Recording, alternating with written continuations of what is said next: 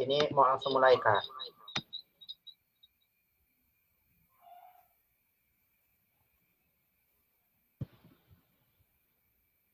Oke, mulai aja ya.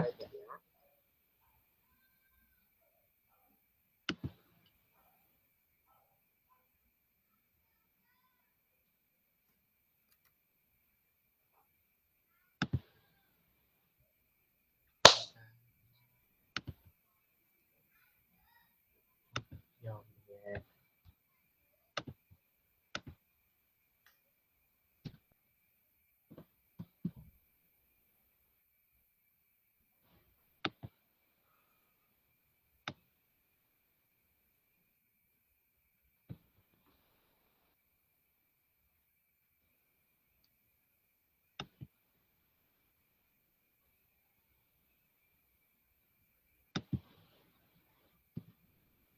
Baiklah, Assalamualaikum warahmatullahi wabarakatuh. Selamat malam semuanya dan begitu juga. Nah, di sini kami dari kelompok 8 akan mempresentasikan MSDS pada tugas manajemen laboratorium. Adapun kelompok 8 terdiri dari 3 orang, yaitu Ella Vanessa, Lega Figna, dan saya sendiri, Gafir Rizky Rosadi, yang sebagai moderator dari kelompok 8 ini.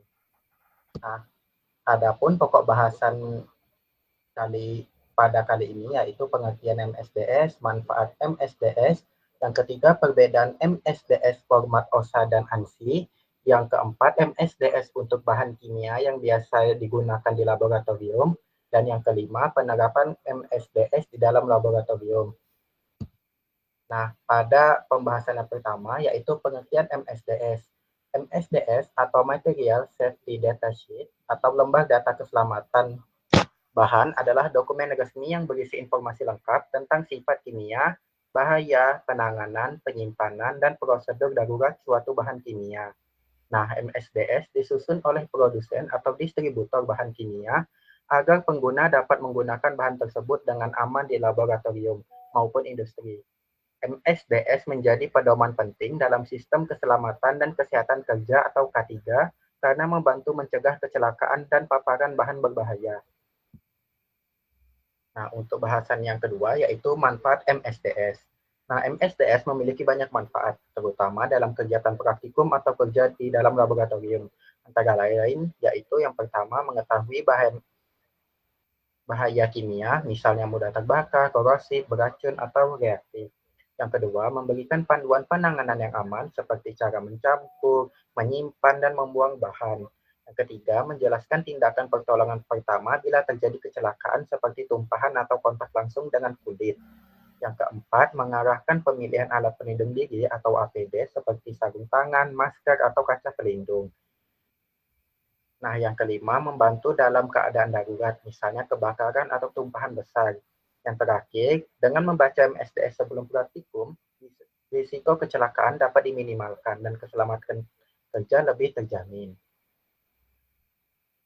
Untuk yang ketiga, akan dibacakan oleh Dira Figna. Untuk waktunya saya persilahkan.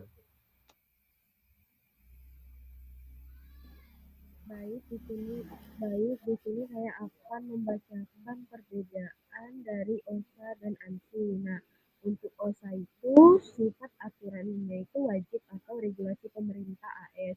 Standar formatnya mengikuti GHS atau Global Harmony System yang terdiri dari 16 bagian tetap. Tujuannya menyeragamkan informasi keselamatan agar mudah dibaca di seluruh dunia dan kegunaannya digunakan secara internasional sebagai SDS atau Safety Data Set. Sedangkan ANSI itu sifat aturannya sukarela atau panduan industri. Untuk standar formatnya itu format bisa berbeda-beda sebelum GHS diterapkan. Tujuannya memberikan pedoman teknis sebelum adanya GHS dan kegunaannya banyak disesuaikan dengan standar OSHA. Saya kembalikan kepada moderator. Baiklah, terima kasih kepada Dira yang telah membacakan perbedaan MSDS dan format OSA dan ANSI. Nah, pada pembahasan yang selanjutnya akan dibacakan oleh Ella Vanessa. Untuk waktu dan tempat saya persilahkan. Baik, terima kasih atas waktunya. Pada saat ini saya akan memaparkan tentang MSDS yang biasa digunakan di laboratorium. Adapun yang pertama nama bahan seperti contoh yang bisa dilihat yaitu asam klorida ataupun HCl. Isi informasi penting dalam MSDS-nya yang pertama tentang identifikasi bahan seperti nama produk, penggunaan, dan identitas perusahaan. Kemudian yang kedua ada komposisi, di mana terdapat kandungan zat aktif dan juga konsentrasinya. Kemudian yang ketiga ada identifikasi bahaya seperti bersifat korosif, dapat menyebabkan luka bakar pada kulit, dan iritasi parah pada saluran pernapasan. Kemudian juga terdapat pertolongan pertama apabila terkena kulit seperti dilakukan pembilasan dengan air mengalir minimal 15 menit jika terhirup dengan dipindahkan ke tempat dengan udara segar, kemudian apabila tertelan, jangan memaksakan muntah, segera cari pertolongan medis. Selanjutnya, informasi yang kelima adalah pemadam kebakaran. Gunakan air semprot, busa, ataupun karbon dioksida, dan hindari kontak langsung. Kemudian untuk penanganan pada tumpahan bahan tersebut, dengan cara menetralisasi dengan soda abu atau kapur, kemudian gunakan sarung tangan dan masker. Untuk penyimpanannya, simpan di tempat sejuk, berventilasi, dan jauh dari bahan logam atau basah kuat. Untuk APD yang digunakan seperti jas laboratorium, sarung tangan karet, kacamata pelindung, dan juga masker. Kemudian terdapat juga informasi toksikologi dan lingkungan, seperti dapat merusak jaringan tubuh dan mencemari lingkungan air. Boleh next? Selanjutnya adalah penerapan MSDS di dalam laboratorium. Secara umum, penerapan MSDS di lab sudah dilakukan tetapi belum sepenuhnya maksimal. Contoh penerapan nyata pada bahan asam sulfur ataupun H2SO4 seperti botol bahan kimia diberi label jelas berisi nama bahan, konsentrasi dan simbol bahaya. Kemudian mahasiswa menggunakan APD lengkap seperti jas lab, sarung tangan, masker sesuai petunjuk pada MSDS. Prosedur pembuangan asam sulfat dilakukan sesuai arahan MSDS agar tidak mencemari lingkungan, serta saat terjadi tumpahan atau kecelakaan kecil, asisten lab melakukan tindakan sesuai instruksi di MSDS. Namun, terkadang mahasiswa belum membaca MSDS secara menyeluruh sebelum praktikum, sehingga perlu ditingkatkan kesadarannya agar setiap pengguna memahami informasi keselamatan sebelum bekerja di lab. Sekian dari saya kembalikan kepada moderator. Baiklah, terima kasih kepada Ella atas waktunya yang sudah membacakan pada yang